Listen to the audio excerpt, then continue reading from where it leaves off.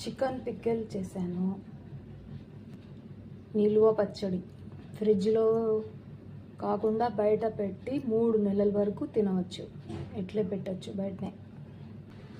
చూడండి ఎలా ఉంటుంది. నూనె అంటే నూనె వేస్తేనే అండి ఇది బాగుంటుంది, లేకపోతే చెడిపోతుంది. బయట పెట్టలేము అందుకని.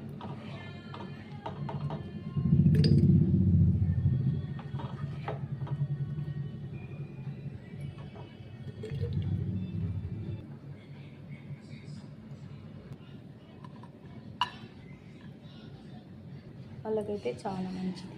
నెయ్యి వేసి